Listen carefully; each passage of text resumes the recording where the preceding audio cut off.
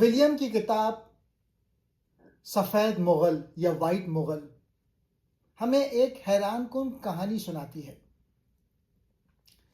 یہ انگریز افسران کی کہانی ہے جو ہندوستان آئے اور مغل تہذیب، کپڑوں، زبان اور یہاں تک کہ مذہب سے بھی متاثر ہوئے۔ یہ انگریز صرف حکمران نہیں تھے بلکہ ہندوستانی رنگ میں رنگ گئے، شادی کی، اردو بولی اور مغل طرز زندگی اپنا لیا۔ کتاب خاص طور پر ایک سچی محبت کی کہانی بیان کرتی ہے۔ انگریز افسر جیمز کرک پیٹرک اور حیدرآباد کی نواب خرم محل کے درمیان۔ یہ کہانی دکھاتی ہے کہ کس طرح محبت، ثقافت اور تعلقات نے انگریز اور ہندوستانی دنیا کو ایک دوسرے سے جوڑ دیا۔ وائٹ مغل اصل میں ہمیں یہ بتاتی ہے کہ طاقت کے کھیل میں بھی دل اپنی الگ سلطنت بنا لیتا ہے۔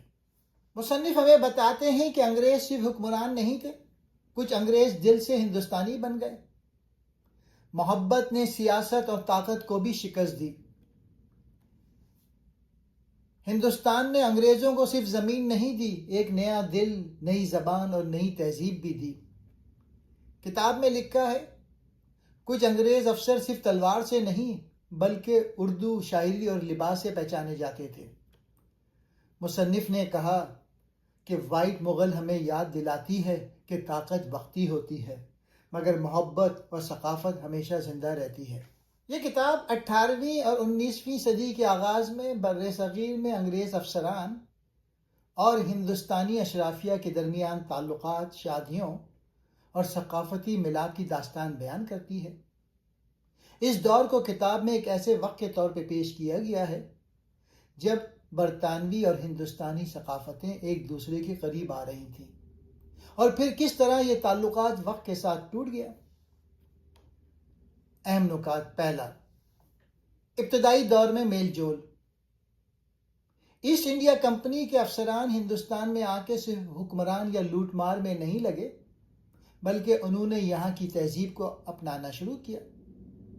بہت سے انگریز افسران نے ہندوستانی زبان سیکھی، کپڑے پہنے، کھانے کھائے اور یہاں تک کہ اسلام قبول کیا یا ہندو رسم و رواج اپنائے۔ دوسرا پوائنٹ، محبت اور شادیاں۔ کتاب میں کئی انگریز افسران کی کہانیاں ہیں جو ہندوستانی خواتین سے محبت کر بیٹھے اور شادی کی۔ سب سے مشہور کہانی جیمز کرک پیٹرک کی ہے جو حیدرآباد میں برطانوی ریزیڈنٹ تھا۔ اس نے ایک مسلمان اشرافیہ خاتون خورشید محل سے شادی کی، پردہ، رسومات اور زبان کو اپنایا اور ان کے بچے بھی ہوئے۔ تیسرا پوائنٹ، تہذیبی ملاپ۔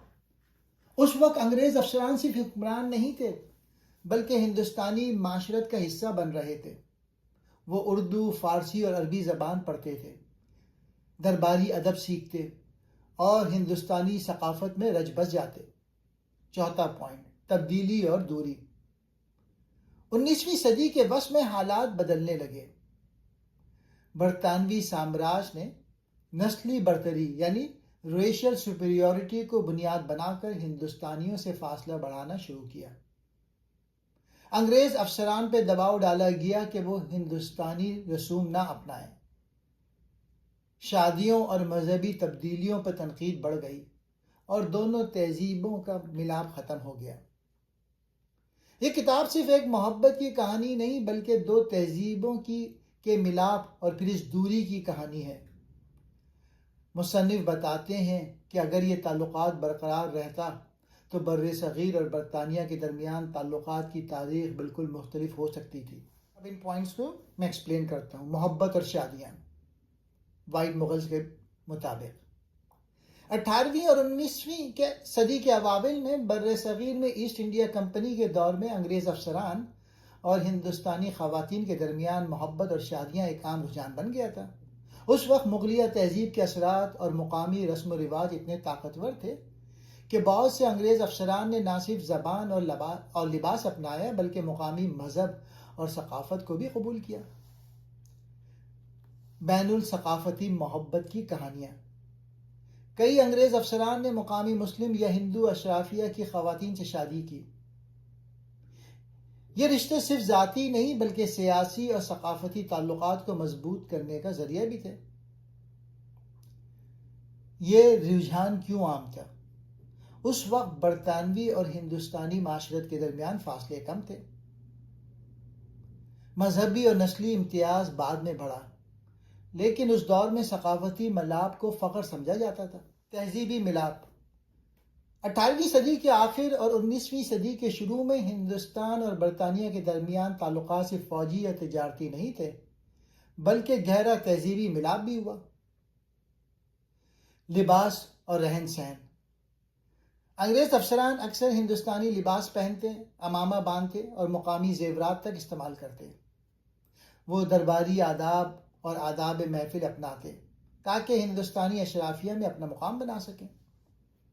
زبان و ادب، انگریز افسران اردو اور فارسی سیکھتے، شاعری سے دلچسپی لیتے اور خطوط بھی انہی زبانوں میں لکھتے۔ بعض افسران صوفیہ کی تعلیمات سے متاثر ہوئے۔